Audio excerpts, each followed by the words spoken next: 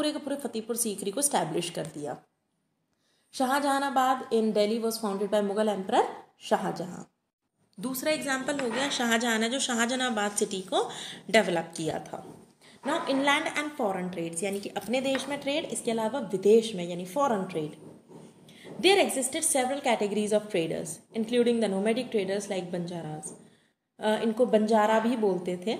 Traders organise themselves in different groups to form associations and trade guilds. अब जो व्यापारी लोग थे वो एक साथ आने लगे थे, अपना एक ग्रुप बनाने लगे थे। Each association had a headman who took major decisions on its behalf। जैसे अब भी आपको पता है ना कि ट्रेड में, बिजनेस में एक लीडर होता है, एक एसोसिएशन का मेन मेंबर होता है जो कि सबके लिए डिसीजन लेता है, सबके बिहाफ पे, सबकी तरफ से डिसीजन लेता है। The guild set up rules and regulations for trade, fixed prices for different items, extended loans to traders, gave training to new traders and protected the interest of all traders। तो इसका काम क्या होता था, ऐसे जो ये ग्रुप्स बनते थे उनका काम होता था कि रूल्स एंड रेगुलेशंस बनाना व्यापार के लिए। इसके अलावा हर आइटम का प्राइस फिक्स कर देना, ऐसा नहीं है कोई सस्ता बेच रहा है तो कोई महंगा बेच रहा है। इसके अलावा ट्रेडर्स को अगर लोन की ज़रूरत है, पैसे की ज़रूरत है, तो वो भी प्रोवाइड कराना। नए जो बिजनेसमैन हैं, नए जो ट्रेडर्स हैं, उनको ट्रेंड करना और उनके भले के लिए डिसीजंस लेना। Some of the most famous trading guilds were the Mangi Gramam and Nanadesi. These guilds traded extensively both within and outside India. The Chetiyars and Hindu Baniyas, Muslim Bohras and Marwari Oswal communities emerged as the principal trading groups of the country. This sold textiles, indigo and spices to China, Persia and Arab countries। तो ये किस में व्यापार करते थे, ये मसालों में व्यापार करते थे, ये इंडिगो बेचते थे, कहाँ कहाँ बेचते थे, चाइना, पर्शिया और अरब कंट्रीज में। In exchange, they brought gold and ivory from Africa and Chinese blue pottery and silver from Southeast Asia and China। तो इसके बदले में वो क्या लाते थे, वो लाते थे गोल्ड और आइवरी अफ्रीका से, है ना, और ब्लू पॉटरी लाते थे, इसके अलावा सिल्वर लाते थे साउथ ईस्ट एशिया और चाइना से। The high demand of Indian textiles also led to the expansion of associated occupations such as weaving, spinning and dyeing। By the 18th century, under the British rule, Indian textiles and crafts were completely ruined and replaced by machine-made goods। ये आप अगली class में पढ़ेंगे, class 8th में पढ़ेंगे कि देखो इतना टैलेंट होने के बाद, 150 टाइप के कॉटन के कपड़े बनने के बाद भी हमारे जो क्राफ्टमैन थे, कैसे उन सबको बर्बाद कर दिया गया ब्रिटिशर्स के द्वारा। तो ये हम अगले क्लास में पढ़ेंगे, जब आप क्लास 8th में आ जाएंगे, कि किस तरीके से इंडिया के ट्रेड को बर्बाद किया गया था। New commercial towns emerged under the British and included Bombay, Madras and Calcutta। Now crafts and technology। Through the different sources of the medieval period, we come to know the different types of crafts and industries that existed in India। तो medieval period में हमने अब तक जितना study किया है, हमने देखा कि इंडस्ट्रीज और क्राफ्ट किस तरीके से चेंज हुए थे इस टाइम पे। The upper classes during the medieval period had a lavish lifestyle that led to a demand of luxury items। उस समय के जो रॉयल फैमिलीज थी, पैसे वाली फैमिलीज थी, उनको अच्छे अच्छे आइटम चाहिए होते थे, महंगे महंगे आइटम चाहिए होते थे, ठीक है। तो उसके लिए उन्हें भाई खर्चा तो करना पड़ेगा। तो उस समय बहुत ही अच्छा बिजनेस चलता था क्राफ्ट्समैन का, और उनकी कलाकारी को तवज्जो दी जाती थी, इम्पोर्टेंस दी जाती थी। Many new occupations such as those of masons, carpenters, tailors, painters and weavers came up as a result of these demands। जब पैसे वाले लोग अच्छे अच्छे ड्रेसेस पहनेंगे तो टेलर्स आएंगे, जब वो बिल्डिंग्स और मॉन्यूमेंट्स बनवाएंगे तो कारपेंटर्स, मैसन्स, इन सबको काम मिलेगा।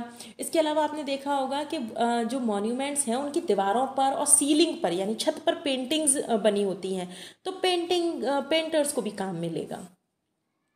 Bengal became a prominent trading center due to its cotton textile industry। Export quality silk was also manufactured during the Mughal period, which had huge markets in Europe and other parts of Asia। तो मुग़ल के time पे बहुत अच्छी silk में भी हम लोग trade किया करते थे, जो कि यूरोप और एशिया में फेमस था। Sugar was also a popular export item besides spices. मसालों के साथ साथ हम शुगर भी एक्सपोर्ट किया करते थे। A large variety of jewelry, perfumes and furniture were also made। Many कारखानास मतलब factories were set up in various towns। Which flourished due to foreign trade. जब विदेशों में हमारा सामान जाने लगा, वहाँ पर हमारे सामान को इम्पोर्टेंस मिलने लगी, हमारा सामान फेमस हुआ, तो ज़्यादा से ज़्यादा कारखाने बनने लगे, हमारे लोग ज़्यादा से ज़्यादा कारखाने बनाने लगे ऐसी चीज़ें प्रोड्यूस करने के लिए, बनाने के लिए। Most Indian silk weavers were capable enough to recreate the most intricate European patterns in textiles, thereby creating a huge demand for such textile overseas. Many European accounts describe the Indian craftsmen of the medieval period to be talented enough to replicate European model ships, some of which were supposed to be better than the original models. Even माना जाता था कि जो Indian craftsman है वो इतने ज़्यादा talented हैं कि उनकी नकल पूरे विश्व में कोई और नहीं कर सकता। इतनी अच्छी कारीगरी, इतनी अच्छी जो वो डिज़ाइंस बनाते थे, जो जिस तरीके से वो कपड़े को तैयार करते थे, ऐसा कभी कोई नहीं कर सकता। ऐसा उस समय पे हमारे क्राफ्ट्समैन फेमस थे। पर ब्रिटिशर्स के टाइम में बहुत ही बुरा समय देखा क्राफ्ट्समैन ने। ये कंडीशन हो गई कि जो ये अर्बन टाउन्स बन रहे हैं ना, एक टाइम पे ये पूरे के पूरे उजड़ चुके थे, लोग यहाँ से परेशान होकर चले गए थे। ये आप अगली क्लास में पढ़ेंगे कि क्या क्या वो स्थितियाँ थी, परिस्थितियाँ थी, जिनकी वजह से ये लोग जो इतने खुश थे, इतने खुशहाल थे, इतने टैलेंटेड थे, इन सबको अपना काम छोड़कर जाना पड़ा और मजदूरी करनी पड़ी। तो देखेंगे हम आगे क्लास में। Now Masulipattnam. The town of Masulipattnam or Machilipatnamis were located on the Krishna River Delta. The English East India Company set up its first trading post there on the Coromandel coast. इसको underline कर लीजिएगा। सबसे पहले इन्होंने अपना trading post यहाँ पर establish किया था। It is believed that Machilipatnam got its name owing to the construction of gateway to the town decorated with eyes of fish. It was one of the ancient British settlements and the chief port of Golconda in India. तो इसका नाम मछलीपट्टनम इसलिए पड़ा क्योंकि इसका जो gate था उस पर ऐसा लगता था जैसे मछलियों की आंख बनाई गई है। ओके, तो इसलिए इसका नाम तो मछली यानी फिश को क्या बोलते हैं, मछली, तो इसका नाम पड़ गया Machilipatnam. Masulipattnam was well known for its kalamkari work. Kalam means pen and kari means work. Textiles and paintings were created using vegetable dyes. सोचो वेजिटेबल्स यानी कि सब्जियों से बनी डाइज को ये लोग यूज करते थे पेंटिंग्स और कपड़ों को रंगने के लिए। A special dyed cotton cloth produced in Masulipattnam called chintz was popular in European markets. In fact, French traveler Francois Bernier mentions that the best chintz came from Masulipattnam on the coast of Madras.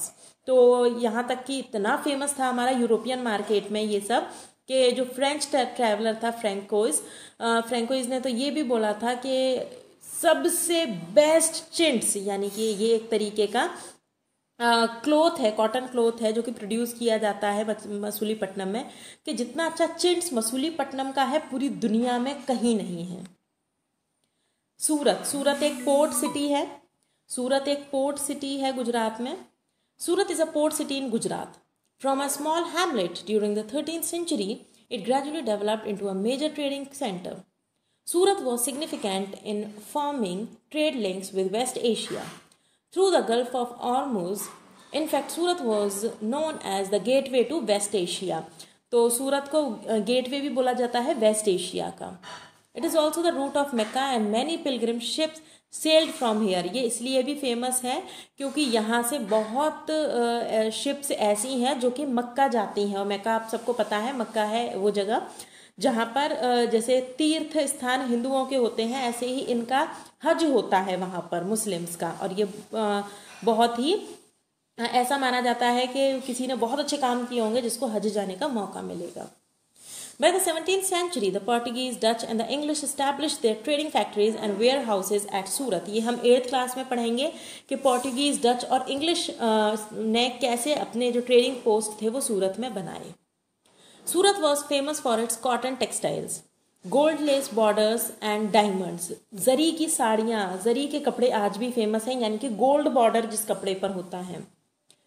Many rest houses were built to cater to the needs of people who from all over the world. इसके अलावा यहाँ पर बहुत सारे सराय और rent houses भी बनाए गए जिससे कि अगर बाहर से लोग आते हैं बिजनेस के लिए तो उनके रुकने की यहाँ पर प्रॉपर बंदोबस्त हो पाए। However, with the decline of the Mughal Empire, the importance of Surat also declined towards the late 17th century. जैसे जैसे मुगल एम्पायर ख़त्म होने लगा वैसे वैसे इनका भी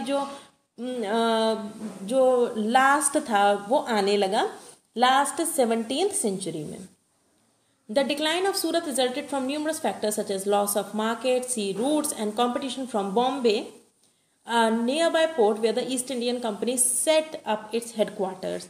तो ये हम आगे की क्लास में अच्छे से एक्सप्लेन करके पढ़ेंगे 8th क्लास में कि किस तरीके से ब्रिटिशर्स ने अपनी फैक्ट्रीज यहाँ पर बनाई और इंडियन फैक्ट्रीज को बर्बाद कर दिया. ये केस स्टडी है हम्पी की, इसको आप खुद करिएगा. कोई डाउट हो तो हम लोग इसको डिस्कस कर सकते हैं. In the next class, we will provide it with the question answers as well as the exercises of this chapter. Till then, bye.